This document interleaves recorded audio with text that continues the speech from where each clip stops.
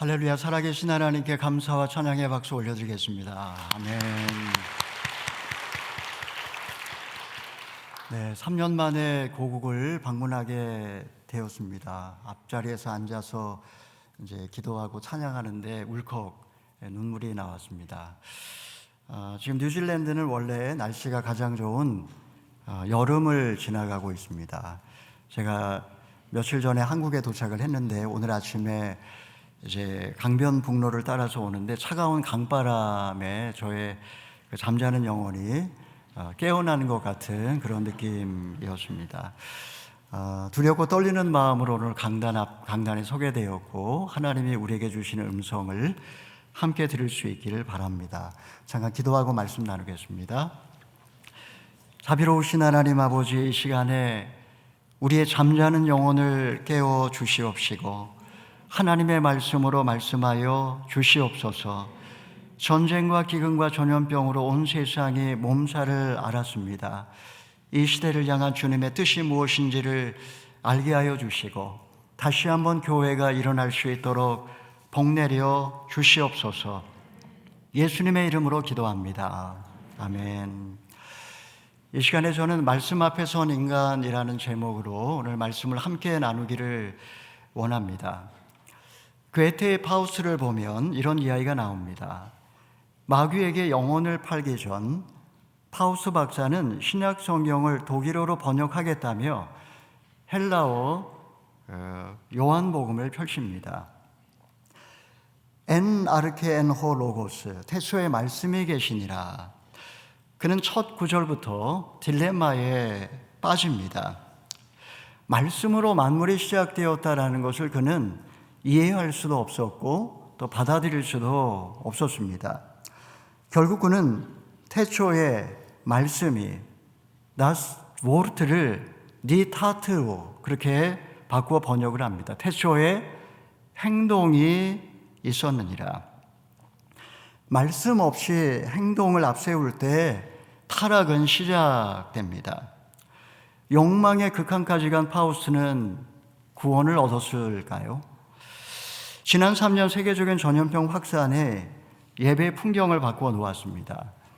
많은 사람이 모여 찬양과 기도, 설교로 진행되는 예배의 형식이 전염병 확산의 온상이 될 수 있다고 다들 걱정을 했었습니다. 오랫동안 예배당은 폐쇄되었고 온라인 예배를 드렸습니다.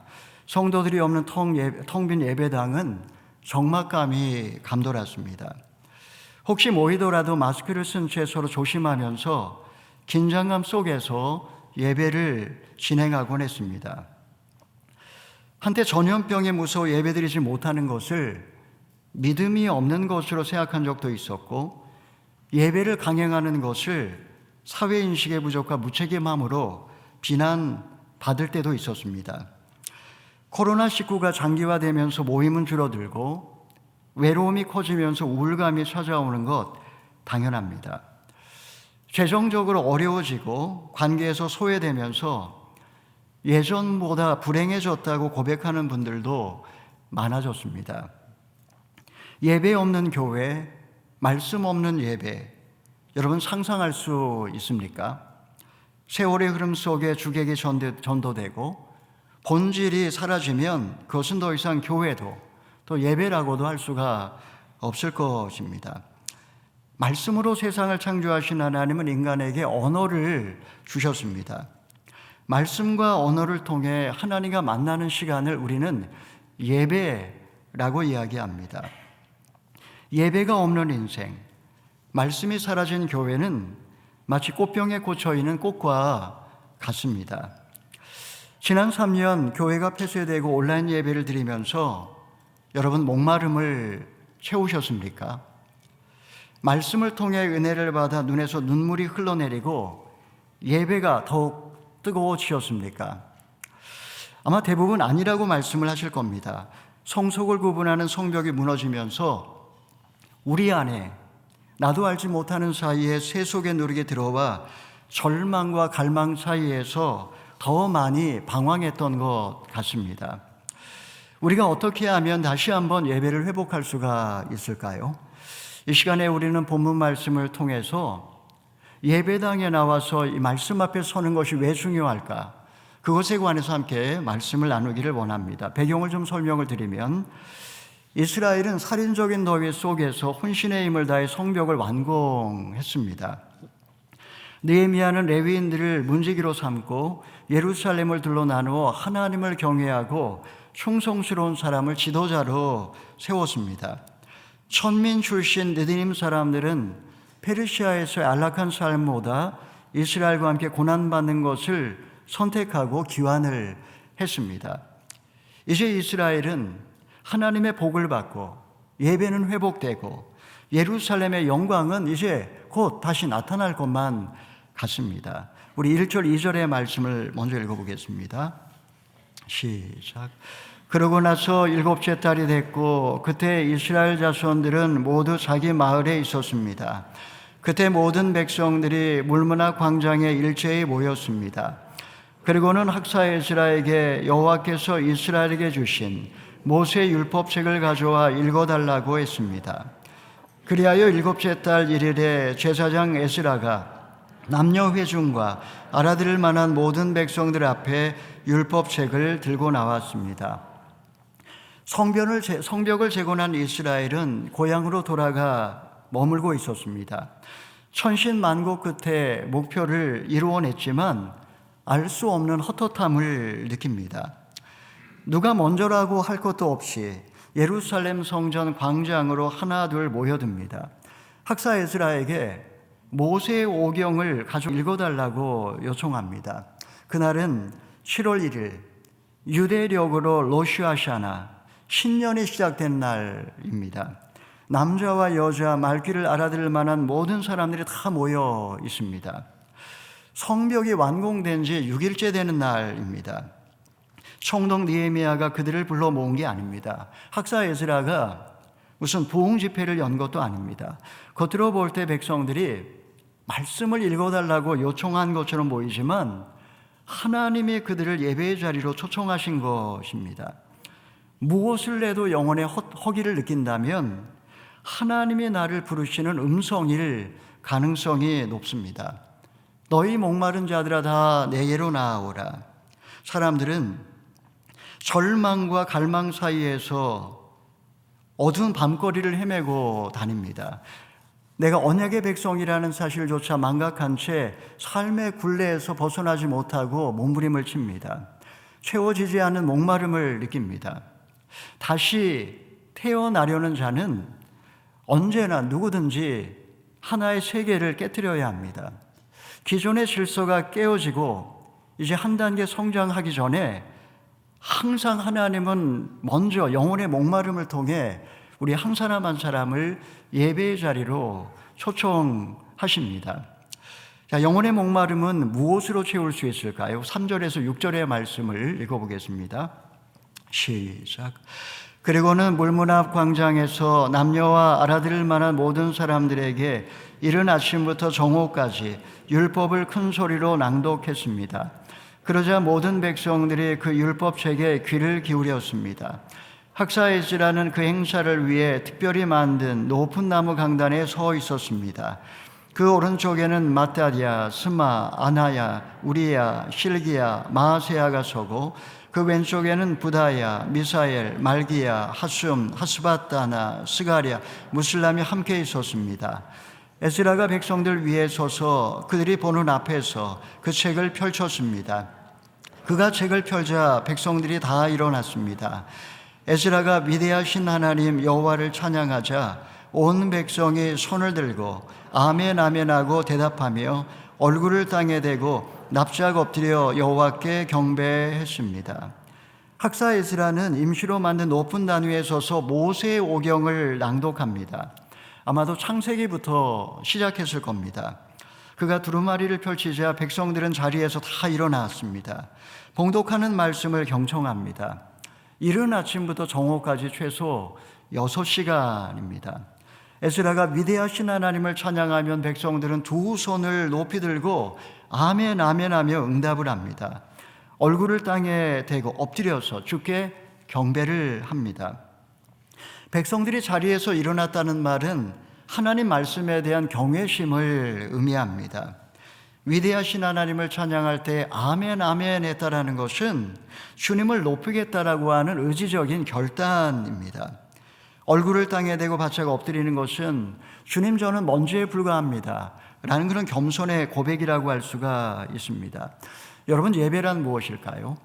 저나 여러분이나 지금 예배당에 와서 예배드리고 있지만 예배란 흙덩어리에 불과한 피조물이 크고 위대하신 창조주 하나님을 소리 높여 찬양하는 우주적인 사건이라고 할 수가 있습니다.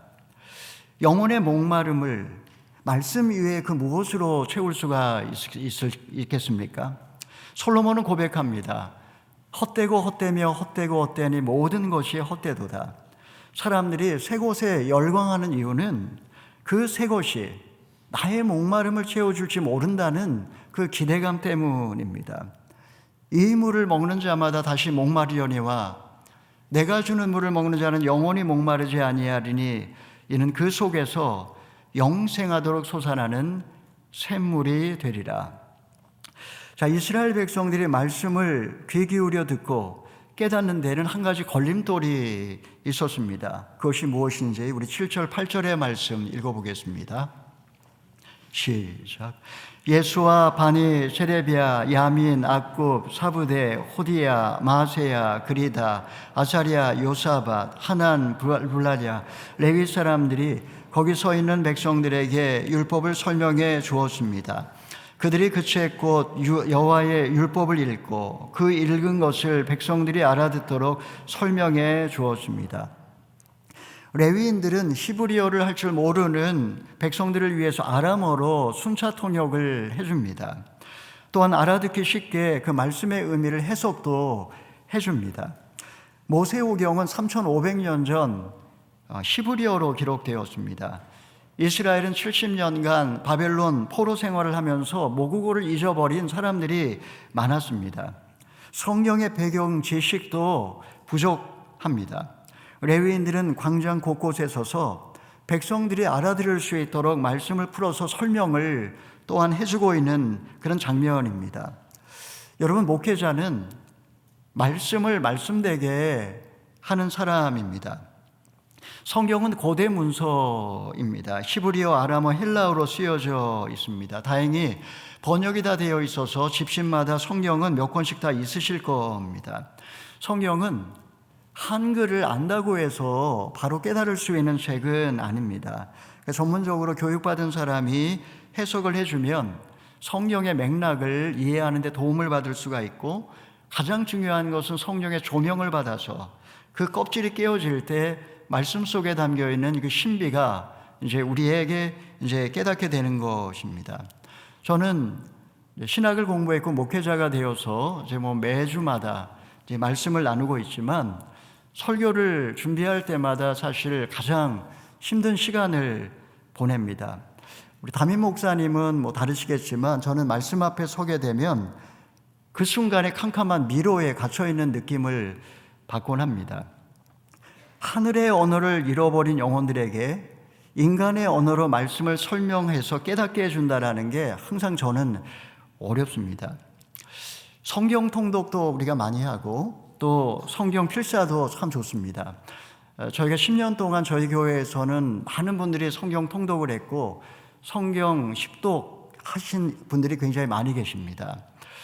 또 성경 필사도 오랫동안 했습니다. 코로나 기간 동안에 계속 필사를 했고, 그리고 얼마 전에 또 필사를 한 텀을 마쳤습니다. 매일마다 말씀을 묵상하는 거 더할 나위 없이 좋습니다. 저희는 지난 1년 동안 전 교인을 대상으로 해서 큐티 스쿨을 했고, 그리고 성도들이 말씀 묵상하는 것을 다시 배우는 시간이었습니다. 여러분, 이 모든 것이 가능하기 위해서는 우리가 성경에 대하여 어떤 지식을 잘 터득하는 게 참 중요합니다. 우리 주보에 보게 되면 설교 노트라는 게 중간에 항상 있는데, 여러분, 내게 오늘 하나님이 뭐라 말씀하시는지 귀 기울여 듣고, 그리고 설교 노트에 이렇게 메모하는 것이 참 중요한 습관인 것 같습니다.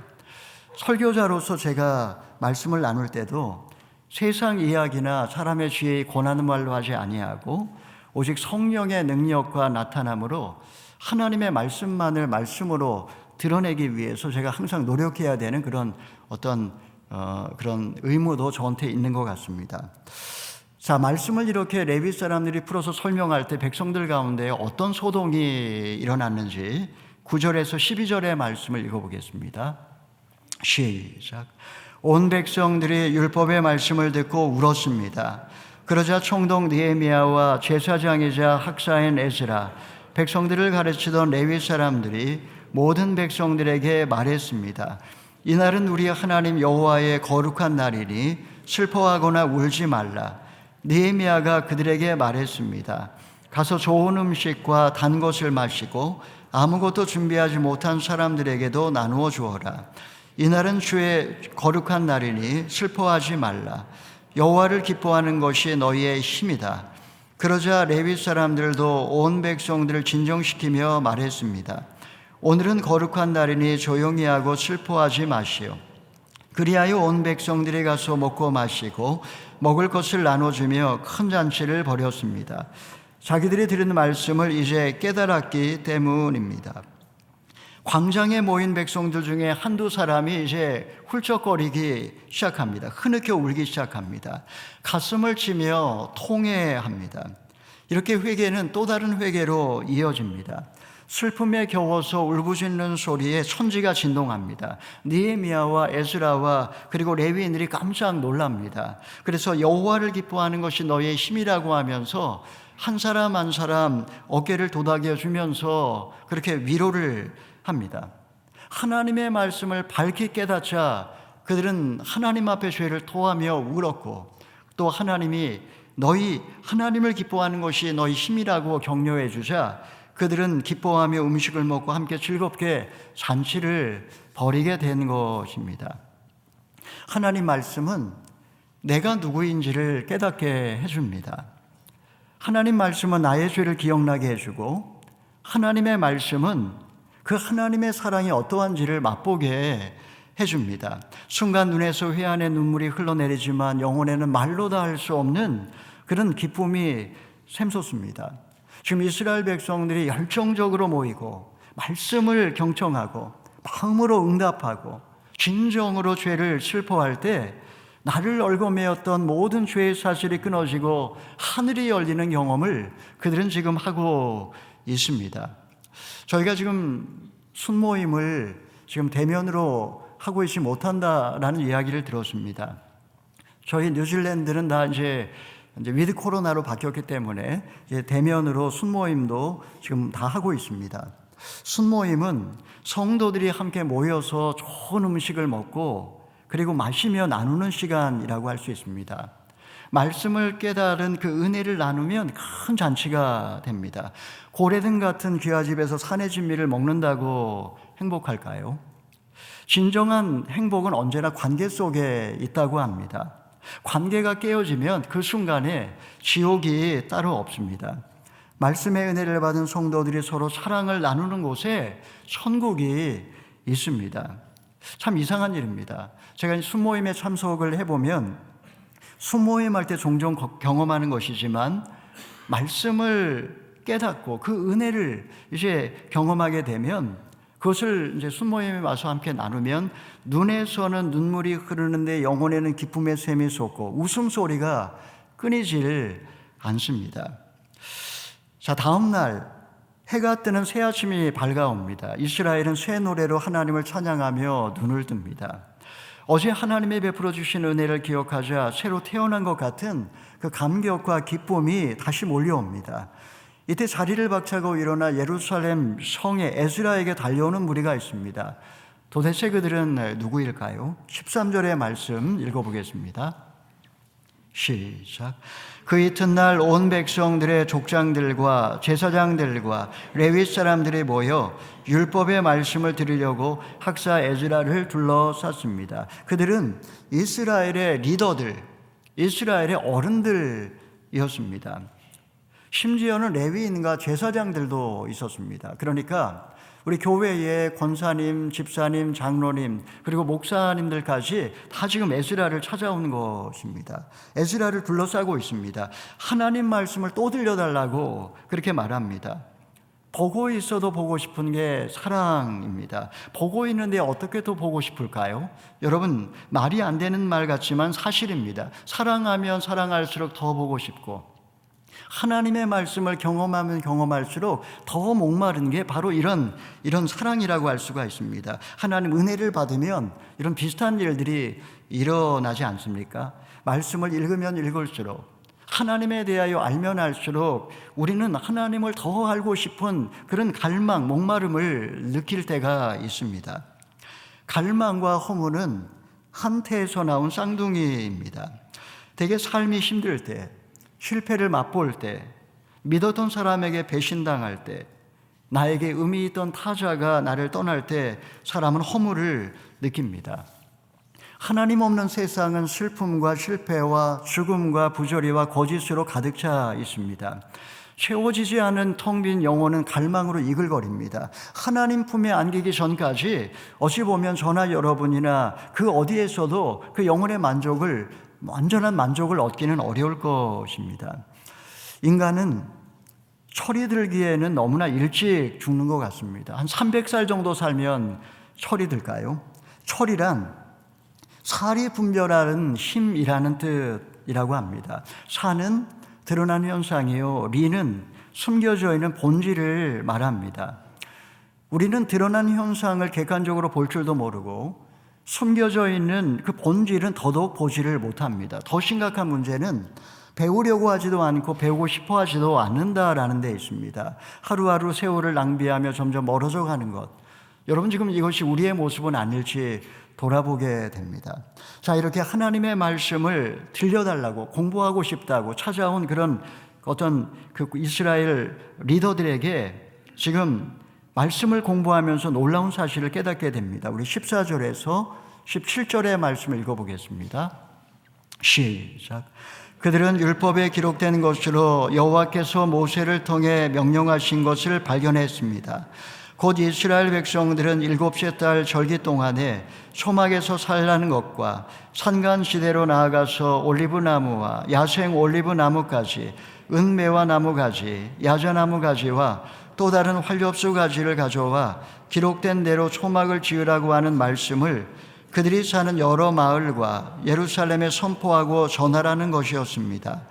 그리하여 백성들은 밖으로 나가 가지를 주워와서 초막을 지었는데 각자 지붕 위에 뜰 안에, 하나님의 집 뜰 안에, 물문 앞 광장에, 에브라임 문 앞 광장에 지었습니다. 포로로 잡혀갔다가 돌아온 무리들은 모두 초막을 짓고 그 안에 살았습니다. 눈의 아들 여호수아 시절부터 그날까지 이스라엘 백성들이 이렇게 한 적이 없었기 때문에 그들은 기쁨을 감출 수가 없었습니다. 에스라는 그 이스라엘 공동체 리더들에게 이제 모세 오경을 강론하기 시작합니다. 창세기부터 출애굽기까지 아마 그렇게 강론을 했을 겁니다. 그 다음에 레위기 23장에 이르러서는 7월 1일 나팔절, 7월 10일 대속제일, 7월 15일부터 21일까지 초막절 규례를 가르쳐 줍니다. 그런 다음에 민수기를 지나서 신명기 31장에 이르자 하나님의 말씀이 그들의 눈에 들어왔습니다. 하나님께서 말씀하시기를 7년째 되는 안식년 초막절에는 반드시 모든 백성을 불러 모아 율법을 낭독하라고 그렇게 명령하셨기 때문입니다. 하나님의 모세를 통해 이스라엘 백성들의 명령하신 이 본문이 그 순간 그들에게 하나님의 레마로 들려왔던 것입니다. 그들은 즉각적으로 순종합니다. 성경에 기록되어 있기에 모든 백성에게 널리 알려야 한다. 그들은 그렇게 지금 이야기를 합니다. 그날 백성들은 산과 들로 나아가 가지를 꺾고와 초막을 짓기 시작합니다. 자기 집 지붕 위에, 마당에, 성전들에, 물문 앞 광장에, 에브라임 문 앞 광장에 초막이 끝을 헤아릴 수 없을 정도로 장관을 이룹니다. 여호수아 이래 이렇게 초막절을 지킨 적이 없었기에 그들은 기쁨을 이길 수가 없었습니다. 오늘날 초막절에 이스라엘을 방문하게 되면 문화 충격을 받습니다. 어디에서도 보지 못한 광경이 펼쳐집니다. 가정집은 물론이거니와 아파트 베란다, 관공서, 심지어 통곡의 벽까지 초막이 세워집니다. 일주일 동안 그 가족들이 초막에서 먹고 자면서 광야 40년 고난을 그들은 체험합니다. 둘째 날에는 통곡의 벽에 모여서 랍비가 민수기 6장 아론의 축도, 여호와는 내게 복을 주시고 너를 지키시기를 원하며, 여호와는 그 얼굴로 내게 비추사 은혜 베푸시기를 원하며, 여호와는 그 얼굴을 내게로 향하여 드사 평강 주시기를 원하노라, 이렇게 아론의 축도를 선포하면 백성들은 아멘 아멘 하며 종려나무 가지를 흔들면서 합심해서 하나님께 기도를 하는 그런 모습을 볼 수가 있습니다. 여러분, 신앙이란 무엇일까요? 신앙이란 자원하여 불편함을 선택하는 것이라고 할 수 있습니다. 딱딱한 좁은 초막 안에서 먹고 자는 게 쉬운 일일까요? 하늘의 별을 보면서 그들은 1500년 전에 무뼈를 세워보았던 아브라함을 기억할 것입니다.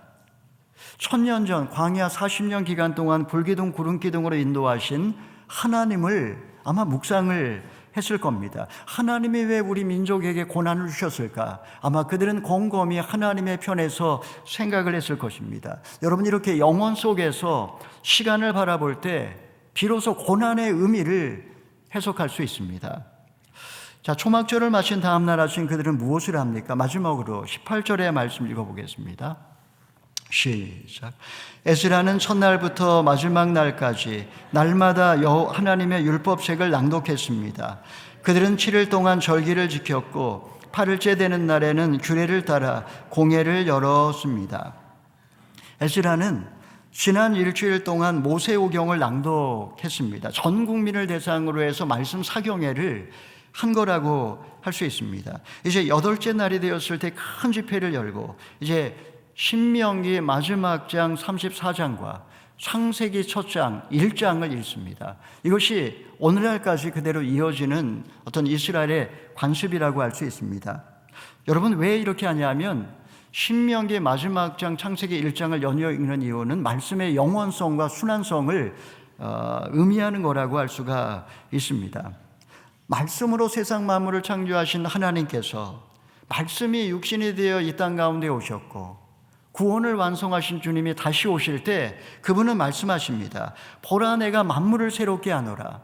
여러분, 말씀이신 그리스도, 바로 그분에 관한 이야기를 하는 것입니다. 오클랜드 온누리 교회는 느헤미야서를 지난 하반기에 함께 나눴습니다. 예배가 다 무너졌고, 그리고 성도들도 예배당에 잘 오지 못했고, 그리고 아픈 분들도 많이 있었습니다. 우리가 성석을 구분하는 이 무너진 성벽을 다시 한번 재건하고, 그리고 예배를 회복하자, 그런 어떤 절실함을 가지고 이 말씀을 함께 나누었습니다. 여러분, 예배를 예배되게 하고 그리고 교회를 교회되게 하는 것이 무엇일까요? 바로 그것은 하나님의 말씀입니다. 이스라엘을 하나님이 부르시자 그들은 갈급함이 생겼고 말씀 앞에 경외함을 가지고 다 일어섰습니다.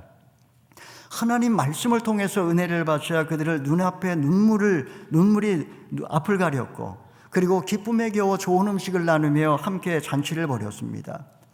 이스라엘 공동체의 리더들에게 하나님 말씀이 역사하자 그들은 즉각적으로 순종해서 초막절을 지켰습니다.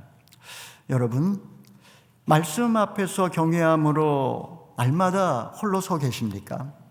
생명의 말씀을 읽고 순종하며 예배하고 계십니까? 말씀 앞에서 나의 죄를 보고 뜨거운 눈물을 흘린 적은 언제입니까? 공동체에서 주의 은혜를 나누며 기뻐했던 적은 언제입니까? 성경에 먼지가 쌓이는 만큼 영혼의 죄가 쌓이는 것을 보십니까?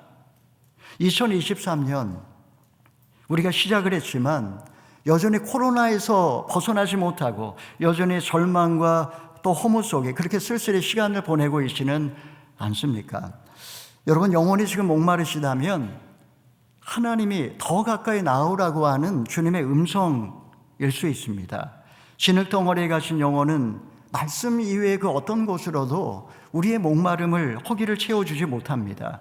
위대하신 하나님을 찬양하시고 말씀 앞에 나와서 다시 한번 귀를 기울이실 수 있기를 바랍니다. 가슴을 치며 울어야지 살 수 있습니다. 하나님은 누구시며 나는 누구신지 지난 삶을 기억하시면서 다시 한번 주의 약속을 붙으실 수 있기를 바랍니다. 사랑하는 여러분, 지난 3년이 바람처럼 지나갔습니다. 방향을 잃어버린 자들은 찰나적 쾌락을 쫓아 오늘을 살지만 인생의 끝자락에서 절망으로 몸부림을 칩니다. 쾌락을 쫓는 것은 하나님 없는 삶의 현상이요, 결국 남는 것은 허무와 피곤함 뿐입니다. 인생은 평생 땀을 흘리며 수고하지만 한 줌 흙으로 돌아갈 뿐입니다. 자원하여 불편함을 선택하시고 죽음 너머의 영원한 본향을 바라보실 수 있기를 바랍니다. 사랑하는 성도 여러분, 어른이 될수록 깊어지고 넓어져야 존경을 받는다고 합니다. 고난 속에 담긴 그 주님의 그 뜻을 우리가 깨닫기 위해 말씀을 공부하고 묵상하는 삶은 우리를 더 깊은 세계로, 더 넓은 세계로 인도하여 줄 것입니다.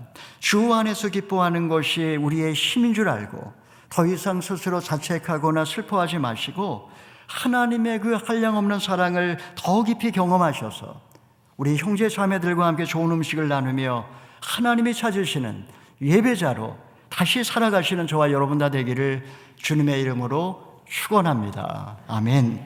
기도하겠습니다. 하나님 아버지, 광야와 같은 세상을 지나갈 때 굶주린 영혼을 만나로 먹여주시고 갈 길을 밝히 비춰 주시옵소서.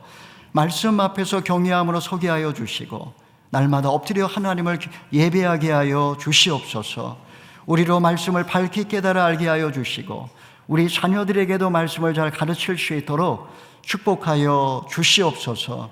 우리의 마른 눈물이 다시 흐르게 하시고 죄사함의 은혜에 감사함으로 영혼의 기쁨이 넘치게 하여 주시옵소서.